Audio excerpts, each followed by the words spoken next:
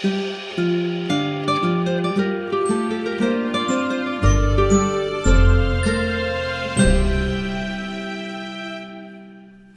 everyone. Welcome to the second part of our story about Edwin Forrest, perhaps the most well-known stage actor to ever come out of the city of Philadelphia.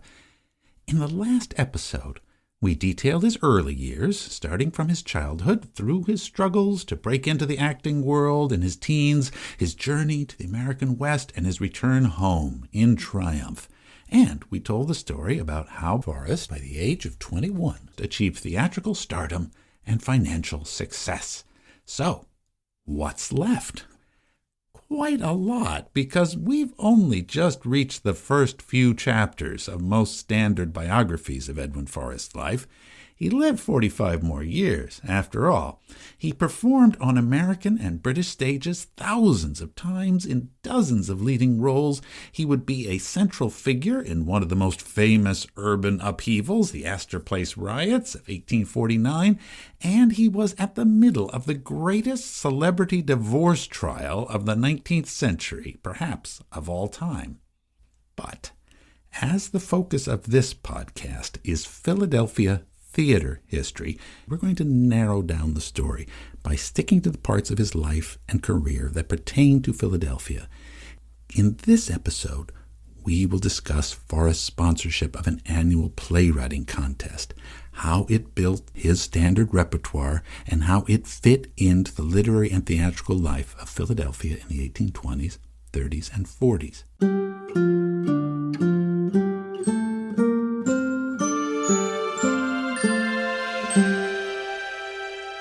We left Forrest during his first blush of success. Both in New York and Philadelphia, he was now a genuine star and could command his own fate. Soon he was demanding and receiving a guaranteed $200 per show, as well as 50% of the gross box office receipts. Wherever he went, that was his standard contract. Theater managers didn't like it, but no one knew how to refuse him, because his presence on the bill could almost guarantee a full house.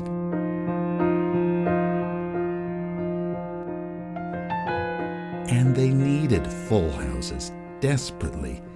Philadelphia's own theatrical scene at this point was in a confused, disrupted, and financially perilous state, one that it would not really escape for almost 20 years.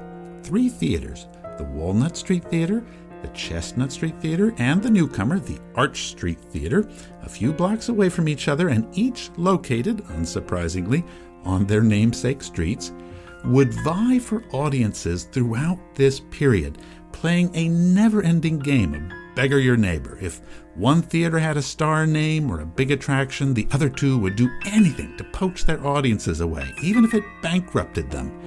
And often it did just that. Theater managers would cycle madly through each house, often lasting for only part of a season before moving on to another one. Warren and Wood, the former leaders of the Philadelphia scene, were among these managers, but were eventually reduced to becoming stock company members, once again, gratefully accepting charity benefit performances staged to keep them from penury. Philadelphia's regular corps of resident actors were seldom paid, or at least infrequently paid, as managers were forced to guarantee visiting stars a huge portion of the box office.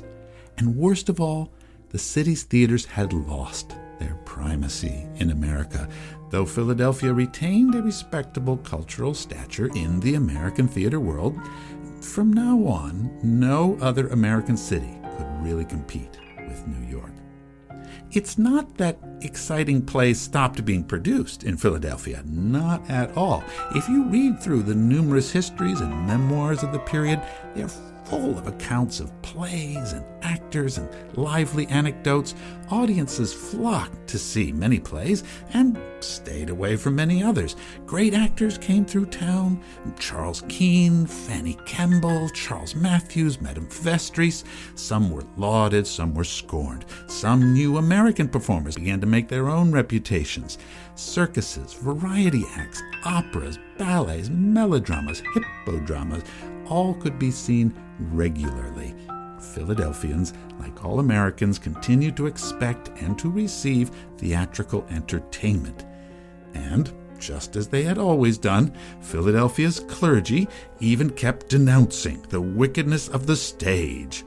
Edwin Forrest's own mother and sisters found themselves compelled to listen to a sermon one day at Grace Church as they sat in a pew that Edwin had paid for, a sermon which denounced the wickedness of the stage and all actors.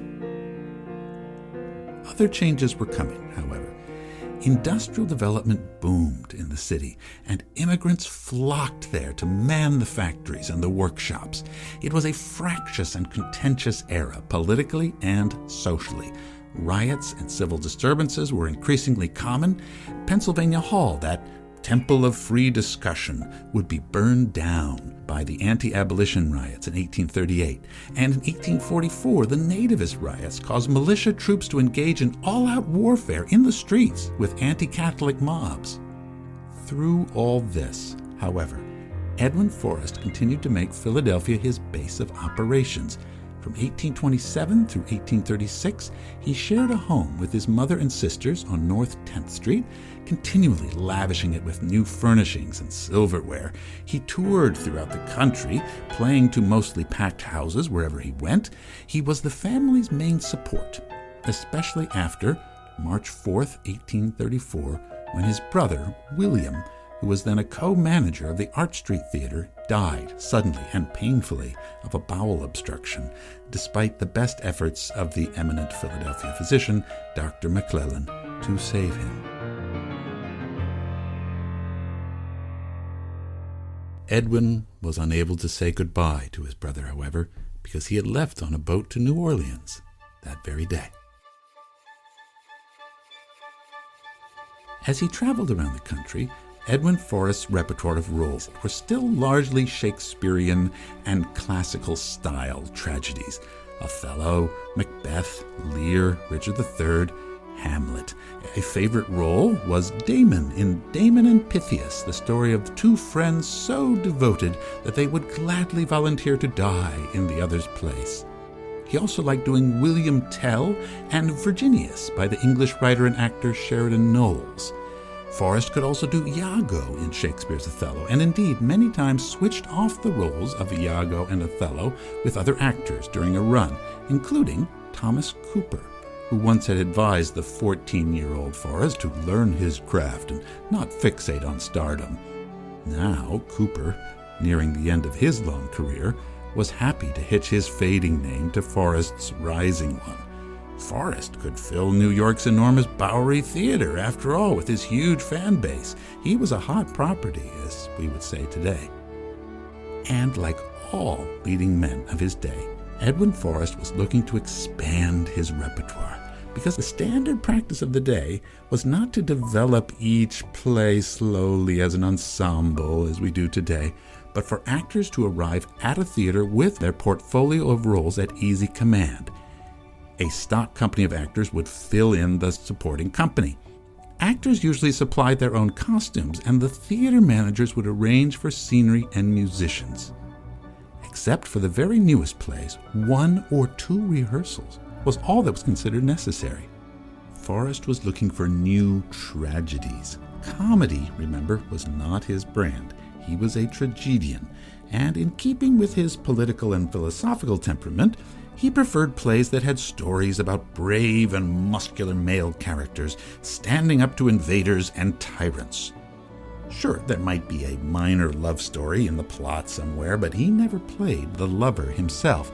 His preferred character type was a mature man with intensely loyal male friendships who was defending his wife, his children, and his country.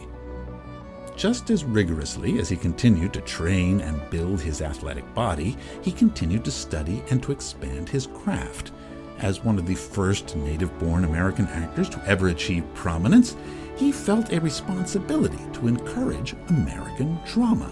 He was a Jacksonian Democrat through and through, and like many other Americans of his day, he felt strongly that 50 years after the American Revolution was over, it was time to end the dominance of British high culture in many areas of American life, including the theater.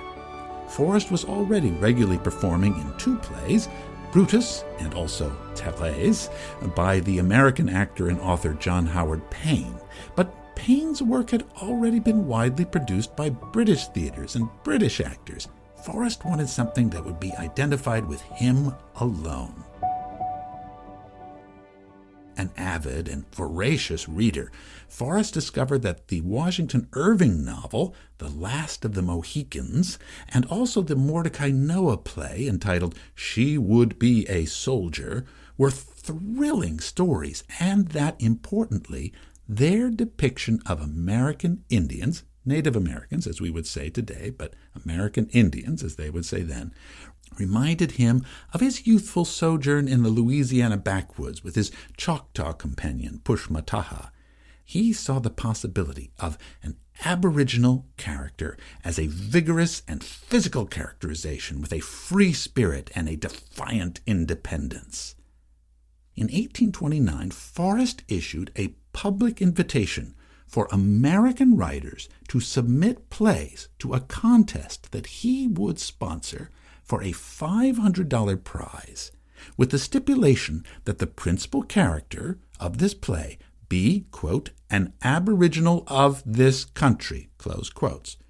The winner of the contest was John Augustus Stone, an actor from Massachusetts, who dramatized the story of King Philip's War, the bloody conflict between the Puritan settlers and the Native Americans from the late 17th century in Massachusetts. It was called Metamora, or The Last of the Wampanoags. Now, Stone had acted with Forrest, including in productions of She Would Be a Soldier, so he knew exactly how the leading character should be written to win the star actor's attention. Unnatural man, with a free spirit and a beautiful body, one who sleeps amidst the roar of the waterfall and wakes to defend both his family and his land. Oh, there was a subplot involving a young white Puritan woman, improbably named Oceana, who is pursued by a villain named Fitz-Arnold, but most of the action involved Metamora, rescuing Oceana from a wolf, defending his village against the invading white man, declaring all-out war, finding his young son dead after being defeated in battle, and finally killing his own wife, Namioki, rather than have her become a victim of the white man's predation. At the end, Metamora was gunned down, and he fell next to the body of his wife and child as the curtain descended. Forrest himself worked closely with Stone on revising and shaping the piece to show off all his strengths as an actor, including a famous speech in which Metamora defies and curses his white oppressors. "White man, beware! The mighty spirits of the Wampanoag race are hovering o'er our heads. They stretch out their shadowy arms to me and ask for vengeance. They shall have it. The wrath of the wronged Indian shall fall upon you like a cataract that dashes the uprooted oak down the mighty chasms. The war whoop shall start you from your dreams at night, and the red hatchet gleam in the blaze of your burning dwellings, till the lands you have stolen groan under your feet no more." Everyone who ever saw the piece recalled that Forrest's entire body transformed to play the character of Metamora. He became lithe, self-contained, full of supple energy and mystery. The vituperative speech brought down the house every time as he threw a hatchet into the ground and stalked off the stage. Metamora debuted at the Park Theater in New York City on December 15, 1829, to wild acclaim. Its success was everything Forrest had hoped for. Stone received the prize money and the receipts of the third night, and then after that the play became Forrest's exclusive property. It would remain in his repertoire for the next 35 years. On January 22, 1830, he brought it to the Arch Street Theater in Philadelphia, and the reception was similarly overwhelming. During Forrest's lifetime, in fact, it was a rare year that the play was not performed at least once in Philadelphia. Many times, both there and elsewhere, he would make sure that delegations of actual Native Americans were in the audience, and supposedly their whoops were sometimes added to those of the actors on stage, although more often than not they just kept their thoughts about the play to themselves. Despite its fierce main character and its denunciation of white invasion, more lately, many scholars have pointed out that such stage Indian portrayals as Metamora actually helped white audiences psychologically to ease the way for the removal of Native Americans from their lands in the East and then the West, too. Most Americans were content to see Metamora as a hero of a bygone day and did not trouble themselves about their own rights to the land that they currently inhabited. The Indian way of life was doomed, after all. It's so very sad, wasn't it? But it made such a great play.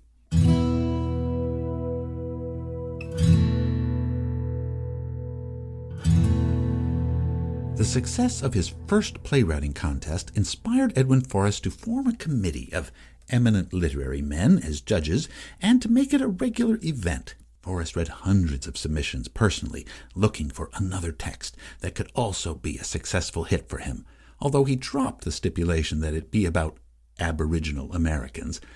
The winners of the contest, it turned out, were always male, primarily wrote plays on classical subjects in Shakespearean-style verse, and they were always, for some reason, Philadelphians, though all of this may call into question whether the playwriting contest was really much of a contest.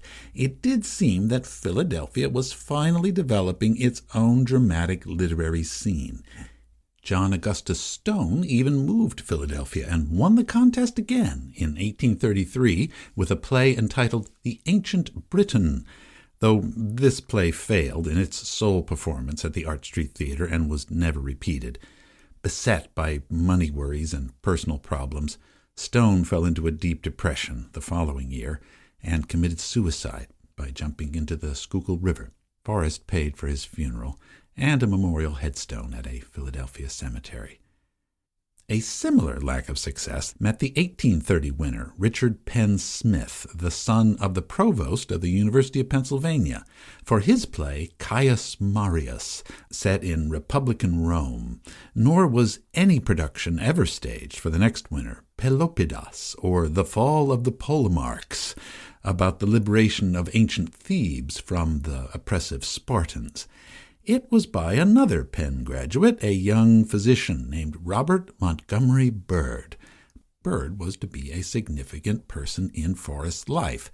Bird was born in Delaware in 1806, but his family moved to Philadelphia when he was 4 after the death of his father. He graduated from Germantown Academy and the University of Pennsylvania. Trained to become a physician, he quickly gave up practicing medicine and was instead determined to have a literary career. He set out a careful plan. He wanted to write multiple biographies, multiple novels, and plays, comedies, melodramas, and tragedies. After his first tragedy, Pelopidas, won Forrest's contest, he became close friends with the actor, and Bird quickly sent him another play entitled The Gladiator. It was a historic play about the slave rebellion led by Spartacus during the late days of the Roman Republic. Forrest loved it and proposed that they work on the play more together. Bird and Forrest would do so as they traveled together throughout the United States, stopping often on their journeys to view Niagara Falls, which was one of Forrest's favorite natural wonders. In the version they finally came up with, the play perfectly suited Forrest's public image as a performer, once again strong, independent, and defiant, but with a text that was decidedly populist and with an appeal to the white working class. After all, was his story not their story?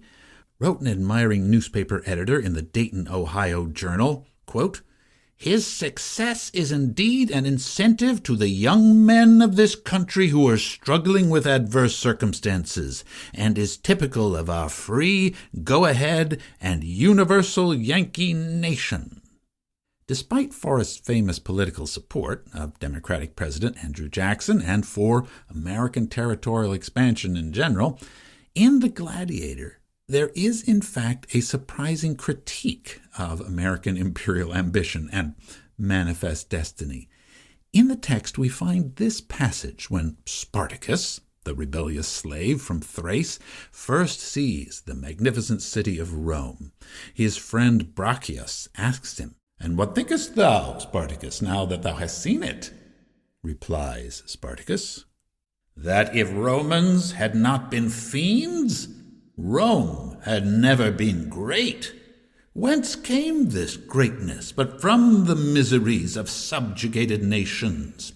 There is not a palace upon these hills that cost not the lives of 1,000 innocent men. There is no deed of greatness ye can boast, but it was achieved upon the ruin of a nation.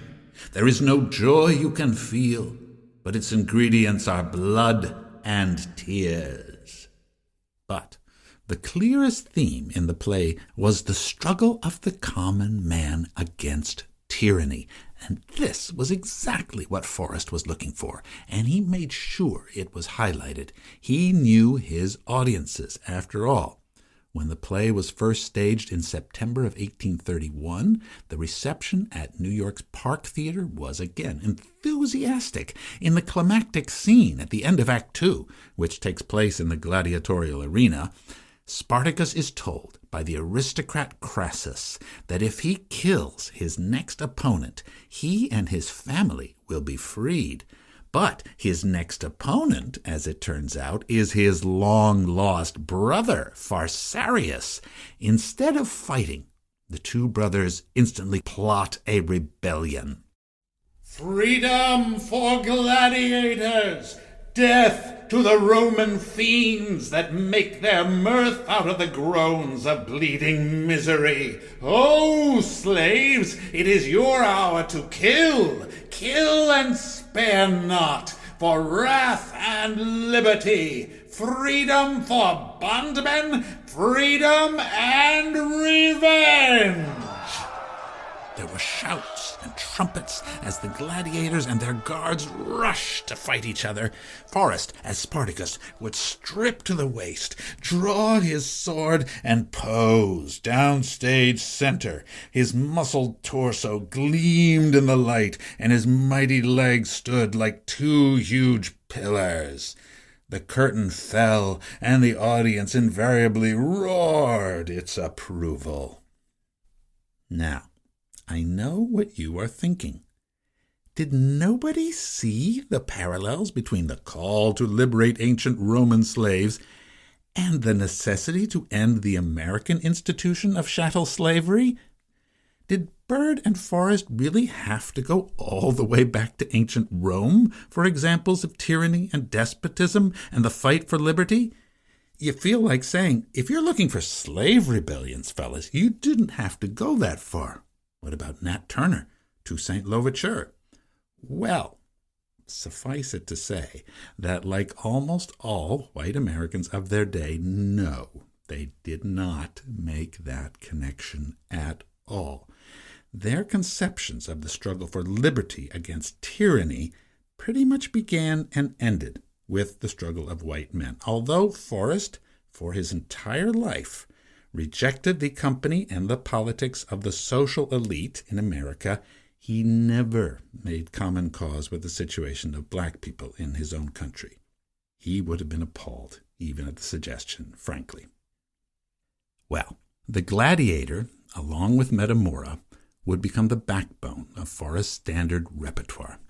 Later, he would also add to this repertoire the play Jack Cade, based on the revolt of English peasants in the 15th century, which is also portrayed in Shakespeare's play Henry VI, Part II.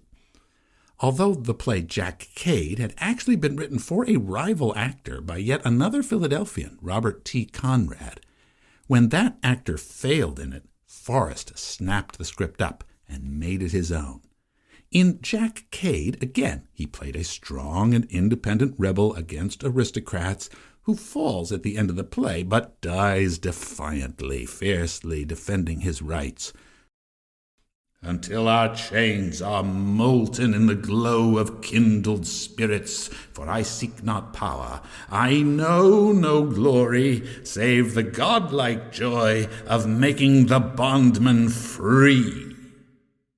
Some people, at least, saw the problem. The poet Walt Whitman, reviewing The Gladiator in his newspaper, The Brooklyn Eagle, in 1846, saw that Forrest was tapping into a deep vein of American political emotion, but was missing a huge opportunity to give it direction, despite what was sitting right there if you took the lines of the play literally. "This play is full of abolitionism as an egg is of meat," Whitman declared. But, like most of Forrest's plays, though it explicitly appealed to the American common man, it was not actually telling American stories. Indeed, except for Metamora, none of Forrest's repertoire of plays took place in America or had American characters in them. "Give us American plays too," Whitman begged Forrest. "Matter fitted to American opinions and institutions." But Forrest and his audiences were never to make that essential connection. In fact, the only ones that ever seemed to see how his repertoire of plays were relevant to current American politics was an audience in Augusta, Georgia in 1831. White Georgians, many currently engaged in dispossessing and banishing their Cherokee neighbors from the state, were indignant at his performance of Metamora's roaring assertion of Indian rights. The Georgians rose with yells of scorn and indignation against Forrest from the audience. A local judge declared in the newspaper, "Any actor who could utter such scathing language with such vehemence must have the whole matter at heart. Forrest believed in that damn Indian speech, and it is an insult to the whole community." The next night, no one showed up to the theater in Augusta to see Edwin Forrest, and the rest of the run was canceled. But on the whole, that was a rare failure to please the crowd for Edwin Forrest.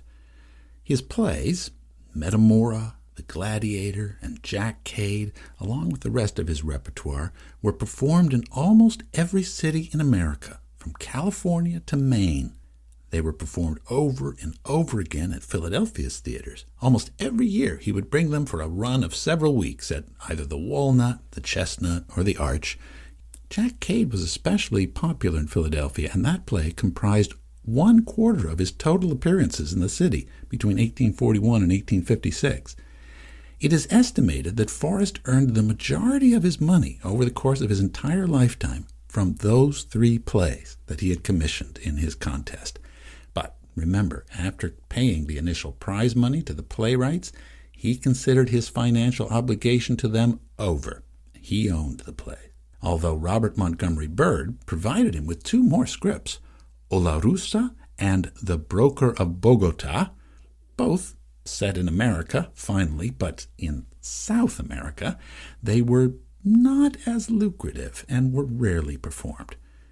Certainly they were not lucrative for Bird, who felt that Forrest had promised him even further royalties, and the 2 men had a falling out and never spoke again. Forrest never even published the texts and tightly held the scripts in his own control. When U.S. copyright law over plays was finally established, he registered them in his own name. They were his plays, after all, weren't they? He paid for them, he made them famous, he felt. And indeed, they were never to have much of a theatrical life after Forrest was done with them, though by all accounts they were absolutely thrilling theatrical experiences in their day. Looking at the texts now, they seem like stodgy relics of a bygone era, their language mannered and stilted, their plots unperformable. Although Edwin Forrest had intended to spark and inspire a birth of American dramatic literature springing from his home city of Philadelphia, his prize-winning plays were to prove a dead end in literary terms. As it turned out, it was not to be any gentleman from Philadelphia, but a lady from Brunswick, Maine, Harriet Beecher Stowe, who was finally to write directly about the themes of slavery and injustice in America, and to bring them to life. Unauthorized stage adaptations of her 1852 anti-slavery novel, Uncle Tom's Cabin, would have literally hundreds of productions in the years leading up to the Civil War on American stages. That novel and those plays did more to move people's hearts and actually to make the bondman free than Edwin Forrest's plays ever would.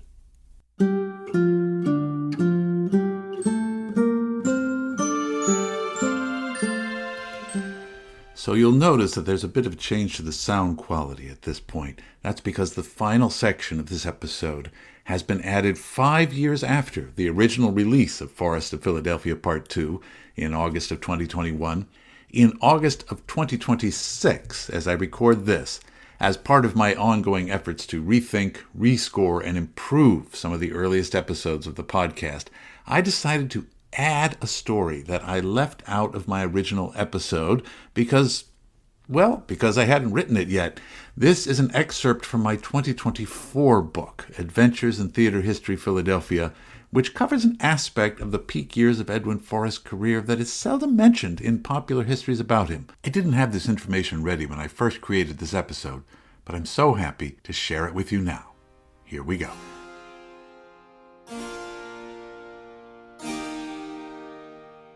The last 5 nights of September 1839, Edwin Forrest performed the role of Cardinal Richelieu in Edward Bulwer Lytton's verse drama, Richelieu or The Conspiracy.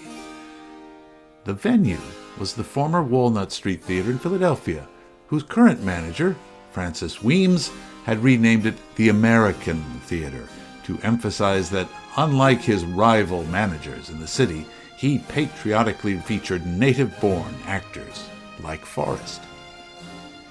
At the age of 33, the actor was at the peak of his powers. Richelieu was to become, in artistic terms, the greatest role of his career. Forrest had first attempted it earlier that same month in New York City at the National Theater. Up to that point in his career, the actor had been known chiefly for his muscular physique, his powerful voice, and his imposing physical presence on the stage. This well suited him in his famous roles from the 19th century plays that are at the core of his repertoire, Metamora, Spartacus, Jack Cade, and Virginius. But Richelieu was an old man, close to his own death in the script. It was a shock for many in the audience to see Forrest using the force of his considerable intellect to bring the dry humor of the Cardinal's lines and the cunning of his crafty political machinations to the forefront. The famous English actor Charles Keene, who was in the audience, was reported to have turned to his wife Ellen Tree and said, "Ellen, this is the greatest acting we have ever seen or ever shall see," which, coming from the son of Edmund Keene himself, was quite a statement. Bulwer Lytton's play, originally written for Forrest's great rival, William Charles Macready, is completely absent from the modern theatrical repertoire, along with most 19th century verse dramas. But in its day, Richelieu was deeply respected. The only play of Bulwer Lytton's to be performed more frequently was his wildly popular melodrama, The Lady of Lyons. Nowadays, he's mostly known for the opening sentence of his 1830 novel, Paul Clifford, "It was a dark and stormy night." But we should perhaps also note the even more famous adage, "The pen is mightier than the sword," first appeared in Bulwer Lytton's Richelieu. In terms of box office, Richelieu was never Forrest's most profitable of his extensive repertoire of tragic roles, but it was always to be his most highly praised. Part of the impact was due to the visual impact of his costumes for the Cardinal. The 19th century audience did love to see lavish and historically accurate costumes. Forrest's personal costumer, Andrew Jackson, dummy Allen, had labored especially hard to produce sumptuous clothes for the whole company in the style of the era of King Louis XIII. Forrest had evidently memorized the massive role in a hurry and was still, as the actors say, finding his way in the role, but by all accounts, Forrest made a true connection with the audience as Richelieu. A New York correspondent, whose account was reprinted in the Philadelphia National Gazette, was in ecstasies when he first witnessed it.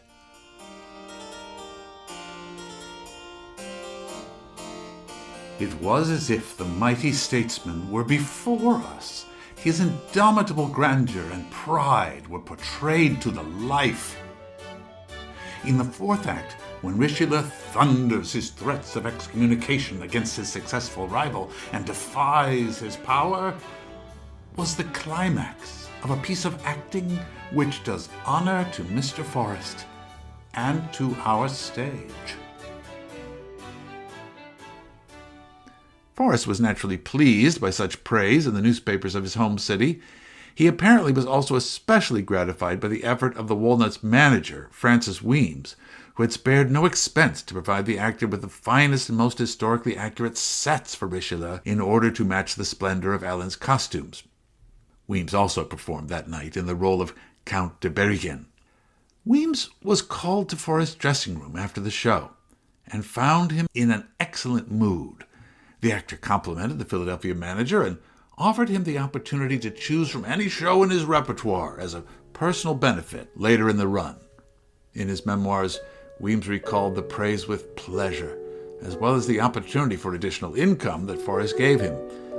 Such a proffer on such an occasion from such a man was a feather in the cap of a manager, which no one has ever been able to pluck away from me. But in monetary terms, of course, Forrest was the clear winner of the entire 2-week engagement, netting almost $3,000 as his lion's share of the box office receipts, while Weems received a mere $289 from that extra benefit night. After Forrest's death in 1872, his longtime friend and admirer, the Philadelphia critic James Reese, had a different line from Richelieu in mind when he thought of the proud actor in his final years. "My name is Richelieu. I defy thee." In fact, Reese declared that there was no other actor that ever matched his performance in the role. Although, of course, nowadays we may discount the opinions of Reese and other rather slavish friends and biographers of Forrest, we also have the opinion of Francis Weems on the subject. He had seen all the great actors of the era in this part and felt that Forrest's portrayal was superior. Of Mr. Forrest's performance in this part, I can scarcely find words of sufficient praise. Richelieu will never find a better representative. Macready and Vandenhoff both fall far below Forrest by comparison. Coming from someone who had nearly gone bankrupt in his attempt to please Forrest, we can perhaps allow Weems' estimation to be the final verdict. Certainly nothing would have pleased the actor more than to beat Macready at the end.